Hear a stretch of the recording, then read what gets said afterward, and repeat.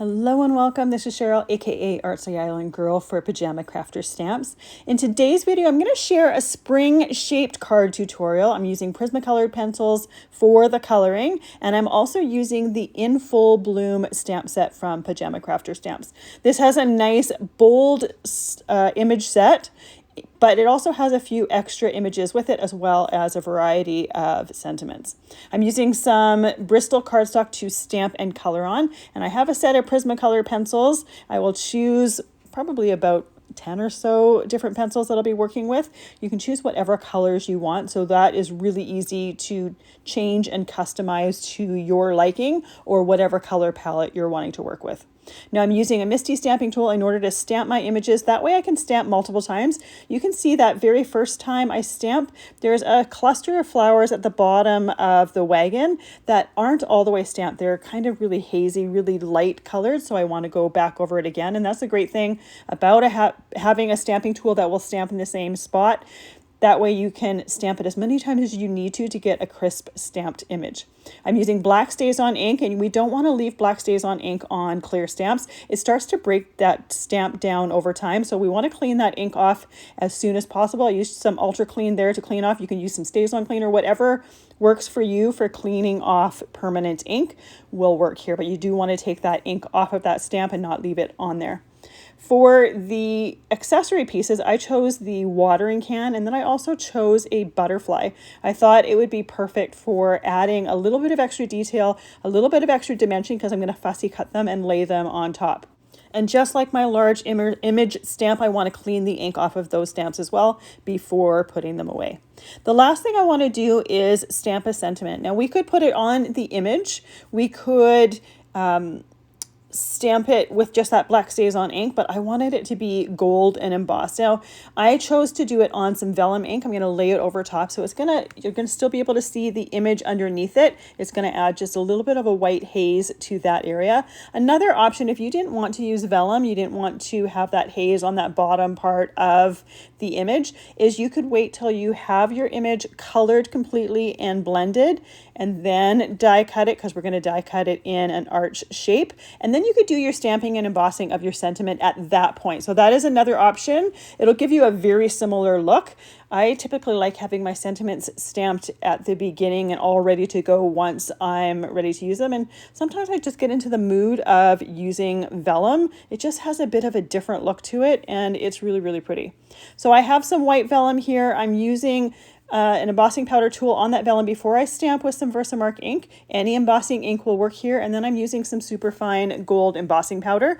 Typically when I'm doing sentiments, especially better press sentiments, but even stamp sentiments, I really like using super fine embossing powder. It just gives it a little bit more in detail, especially with a sentiment like this, because there is large areas and small areas. So I want to get as much of that detail as possible.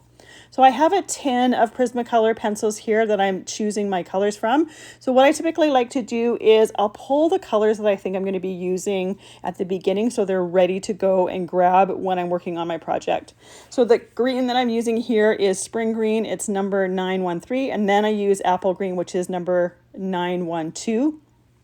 I typically will do the lighter color first, then I go in with the darker shade, and typically that darker shade is right here in this instance, right behind the wagon.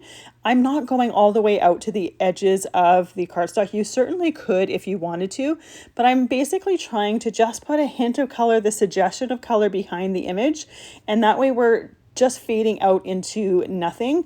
I don't have to worry about that entire background, but we still get the idea that there is some grass and some sky behind it. So for the sky, I'm using 1023 Cloud Blue over a larger area, and then over a smaller area right behind my image piece, I'm using number 904 Light Cerulean Blue. And I'm giving you the numbers just so you know, because I know that when I record, sometimes it doesn't, with the reflection, you can't really see it. But any of these colors could be swapped out very easily. You don't have to do these exact same colors. For the wagon, I'm using 943 burnt ochre as well as 945 sienna brown. Typically when I'm coloring, especially an image like this where there's not some huge large area, I'll use two colors. If I were to do something that had a large surface area and I wanted to get a lot of detail shading in there, I'd probably choose more colors than this. But especially when it comes to the flowers and the greenery, those are really small areas. I personally don't feel the need to choose more than two colors. However, if you do want to, you're going to get a lot deeper color if you choose more variety of shades in that color. For the wheel, as well as the little stand on the umbrella, not umbrella, on the wagon, I'm using black, which is number 935. I'm going to be darker right on that tire of the wheel. And then the stand part, I'm just going really light. I want it to look more like a gray color, but rather than using yet another color from the Prismacolor pencils, I can just use a lighter color tone, or I can be lighter handed when I'm coloring. And that's the great thing about using them, is you can color really lightly and get a really pale color, or you can increase your pressure and get a darker color. Now, when you're working with pencil crayons, sometimes you will get lines as you're coloring. I'm going to be using some Gamsol and a paper stump in order to blend out all of those lines. So it's going to smooth everything out. So when I'm doing this coloring here, I'm working super fast. I'm just getting some color laid down. I can always add more after I've blended it if I feel like it needs a little bit more color. But that Gamsol is going to blend out any of the coloring strokes. So these are the same two greens that I used for the grass. I'm just using these for the leaves and the foliage for behind my flowers. And again, I'm choosing colors that are nice, bright spring colors. If you want your leaves to have a little bit more darker depth to them, you could choose a darker tone to those greens, but I'm just choosing spring ones. I wanted this card to be kind of happy spring, but you could easily change the color palette to a different season if you were wanting. You could do some fall colors for a fall card, some more summer bright colors for a summer card. However, my sentiment that I chose says happiness is the first sign of spring. So if you're using it for a summer or fall card, I would definitely change that sentiment out. And there are other ones in this set to choose from. So I will typically, when I'm working on a card like this or image like this, I kind of work from the back to the front. So that's why I did the blue and the green on the background first. Then I did the wagon and the tires, and then I start working on the foliage. There's mostly leaves in the background, so I do those first. That way I can see a little bit clearer where all the flowers are.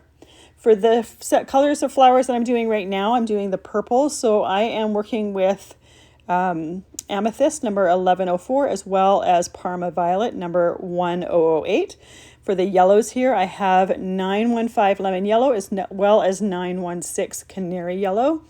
I typically don't do yellows because they're my least favorite color, but when you're working with flowers, sometimes you just need that little pop of color. And this particular set of flowers here has some that look like daisies, so I wanted them to have some yellow centers to them. These two here are kind of a purpley pink color. They are 994 Processed Red as well as 995 Mulberry. So these are going to be perfect for the rose type looking flowers. The last color I choose when I'm coloring here is number 949 Silver. I wanted that for the watering can. So the 949 Silver does have a really pretty silver tone to it. However, I discover when blending it with the Gamsol, you lose that silver color. You lose that shiny silver part of it. So I go and color again afterwards to blend that back in there to get some of that color back in there, or that shine back in there. Another option would be to not use the Gamsol at all, just to use that silver pen, because that silver just does it adds a nice shine to it, as well as the fact that with that shine, it'll catch the light a little bit too. So before I go and start blending, I started grabbing my Gamsol, putting it in the dish, and then realized I hadn't colored those two little pieces on the side there. So this is where I'm coloring that can, and I'm coloring it silver, and then I colored the butterfly in the Processed Red Mulberry color. I really liked the color of that pinky purple color there. Again, the butterfly, you could do other colors for it if you wanted, and you could even go and say do like pink on the inside of the wings and blue on the outside, or purple, whatever. You can get really colorful with that butterfly, and you can blend those colors together with that paper stump and the Gamsol. So I have a little dish here that I pour a little bit in. I'm not even going to be using how much I pour in here. Whatever is left over, I'll put it right back into the jar, so you really don't need a whole lot. I have a few different paper stump sizes. I'll use larger ones for the larger areas in the background. And then my really fine one, my narrow one, I will go and use for the flowers because some of those areas are really quite tiny. I dip it into the Gamsol and I start to blend out, and I will blend out the lighter tone of the color first, and then I'll go into the darker tone. That way I'm not picking up the darker color or the pigment from the darker color and smearing it into the lighter area. I have a little bit more control. That piece of sandpaper to my side there, it's 400 grit. It was just some that I had left over from another project in my craft room. What I use that for is if I'm working from one color family to another one, I will go and I will use that sandpaper to sand off that pigment off of my paper stump. It just cleans it off. That way I know that I have a clean surface to be coloring with. And I also will typically, when I'm working with the colors in the flowers, I will go and start with the lighter tones and then work my way to the darker ones. That way, as I'm working with the darker ones, I'll pick up more of that pigment and I'll have more to sand off. I don't have to worry about getting that on any lighter areas. So by working lighter to darker, I have a little bit more control of it that way. So I do the background, just like I'm coloring, I will do the blending in pretty much the same order. So I did the background first, I did the green and the blue, then I do the wagon. Actually, no, I did the green and the blue, and while I have the green on my paper stump, I go and blend the greenery in my wagon there. Then I go in and I start to blend the wagon. So I did start with the wagon. I went with the darker color first rather than blending the lighter of the colors because I wanted that wagon to be a little bit darker. I wanted to spread that darker color out just a little bit more. Then I go in when I don't have a lot of pigment left on that blending stump, I'll go in and I'll blend that lighter area. You can see how quick and easy it is to blend these. It starts to dissolve the pigment from the pencil color crayons and it blends it really quickly and easily. And then the Gamsol just kind of evaporates into the air. So you don't have to wait for anything to dry. It's not like you have to wait 10-15 minutes for it to dry. It dries really quite quickly. It's a fun way to color. The one thing though I do find, because I use black SazOn for stamping and then I'm using the Prismacolor, sometimes I find that it can be a little bit flat because there's no actual texture to it. So once we get our image colored, I'll show you how I add a little bit of extra texture to colored images. It's really a simple thing, but having something that will catch the light and add a little bit of texture to your images just kind of almost brings it to life. So here is when I blended the silver in the watering can and realized that it just kind of dulled that silver totally. So I grabbed that pencil, didn't have to wait for anything to dry because there's really not any drying time here. It dries really quickly. And I go and just add that to the areas that I want it to be a little bit shinier. So towards the bottom on the water spout, I just add a little bit so that there are some shiny areas in some of the areas of that watering can. Then I pour the extra Gamsol back into the container. And this is what I'm using for adding a little bit of texture. I'm using some Stardust Stickles. So this is an opalescent glitter glue. It has a really fine tip so you can put it in smaller areas. Just using it for the centers of the flowers, any color underneath there, you can see right through that glitter glue. It's going to dry and condense, and you're just going to get something that catches the light and adds just a little bit of sparkle to the inside of those flowers. And I also put it on the outside of the butterfly wing. So I left that to dry for about an hour. And then while that is drying, I can work on my card base. Creating shaped cards are really an easy way to just add something unique to your cards. Here I have an arch die set from my stash, and I use the largest one, which ends up being about 4¼ inches by 5½ inches. I have 2 of them cut out of a nice thick white cardstock, and then I score about 1/2 inch from the top. Once I have that score line down, I make sure I have a nice hinge, and then I glue those 2 pieces on that upper part there. This makes it a really quick way to create a shaped card, and I used an arch die set. You could use whatever shape you want as long as we have a flat bottom. If it doesn't have a flat bottom, there's going to be a hard time letting it sit right. So flat bottoms or flat edges are definitely easier. I chose 2 different arch dies from that set, smaller than the ones that I used for my base, and I want to create an arch frame. I want this to look like we're looking through an arch, seeing the wagon with the flowers. So I have a piece of like pinky purple cardstock from my stash that matches the flowers in the wagon. And I also have 2 pieces or 2/4 sheets of some heavy white cardstock.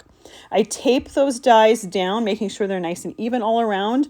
And I put 2 pieces of cardstock through my die cutting machine. It is only going to die cut that top one, but what it's going to do to that bottom one, it's going to indent those dies in there. And so when I go to die cut that piece, it makes it really easy to just place those dies in exactly the same spot. That way I know that those 2 arches are exactly the same.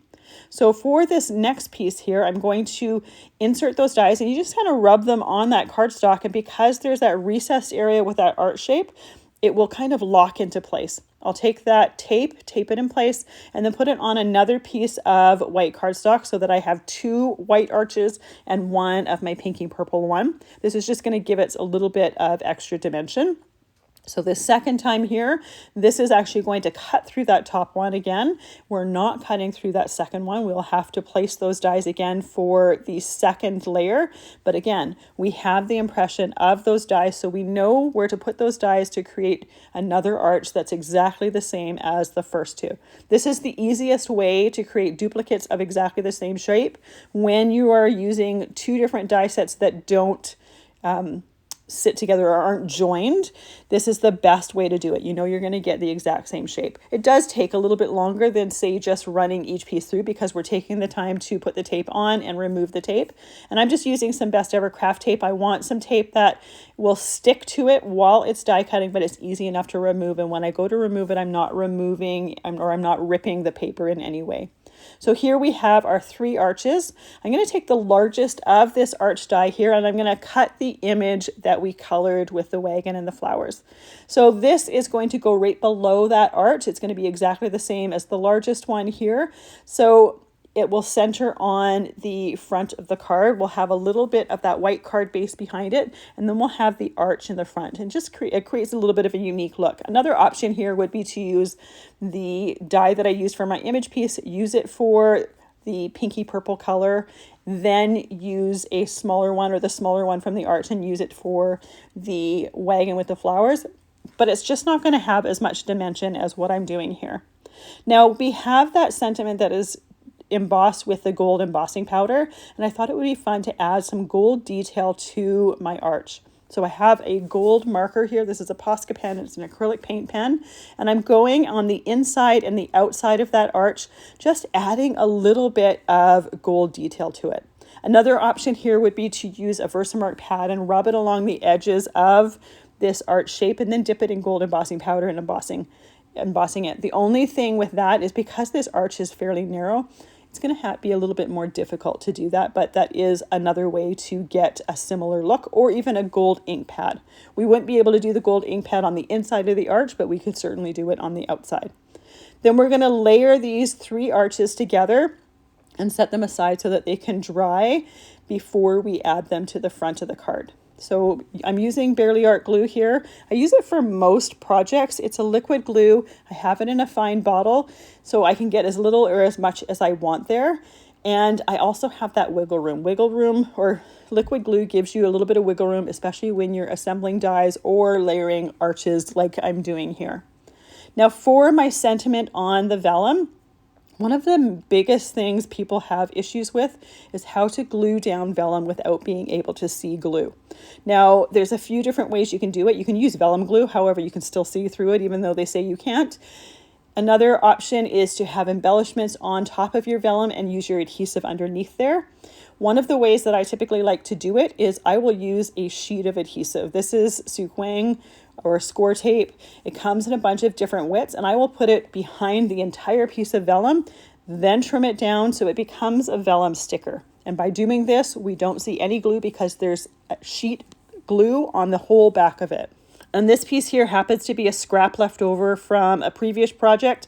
I'm not sure what I had done, but I had a larger or wider piece left over, and I always keep those pieces, put it right on the outside of my roll, because it comes in handy for uses like this. So you can see that wagon or that image through there. It's just a little bit paler. You can see that it is stuck to this piece here, but we don't see any adhesive on there because we have that sheet adhesive over that whole back. So we have our vellum stuck down, and it's stuck down really, really well. This this adhesive tape works really, really well, but we don't see any adhesive through it. So that is my secret for putting vellum down. I know it's something that a lot of people struggle with, and some people may not want to use that much adhesive for that whole background there, but when you use it and you don't see any adhesive through there, it's totally worth it. So the next step here is to fussy cut my watering can as well as my butterfly. So I use some detail scissors in order to do that. They're nice and short and they have a really sharp blade to them.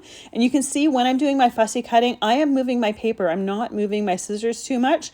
That's the secret to doing fussy cutting, is to move your paper to meet the blade of your scissors and not be moving your scissors around to meet the edge of the image that you're wanting to fussy cut. So you can see that my right hand pretty much doesn't really change a whole lot. It's my left hand moving that paper there. Now, the last thing I want to do is there's that inside part of the can handle, and I was originally going to leave it there, but it doesn't look right. You can't see the image behind it, especially like the wheel of that wagon, and it's going to look a little bit odd. It's going to bother me. So I just use that tip of that scissors to pierce right through that and cut that inside out. Next, we're ready to start assembling the card. So I put that image piece down on my card base. Then I position my arch, making sure that the design I have in my head is going to work. So I laid that arch down first, put my watering can where I thought I was going to put it, and it's going to work. So I put the liquid glue on top of that arch, put it onto my card, and I have a large acrylic block here that I often use to hold things down nice and flat while the glue is drying. This way it frees up my hands. I can work with other things, but I know that it's down nice and flat, and you can see that I get little dots of glue on it. Sometimes it is not the prettiest thing to look at, but it's really quite effective. Now at this point, I decided that gold line looks so good around that arch that I'm going to put it around the background of the card. And this is really not a great time to be doing this, and you'll see why in just a moment. This marker has a nice edge to it that goes against the edge of the cardstock. However, sometimes it's really easy to accidentally go over the cardstock and put some marker where you don't want it to go. And when that happens, the only way to fix it is to tear your card apart and to die cut a new piece and then put it back on the front of the card.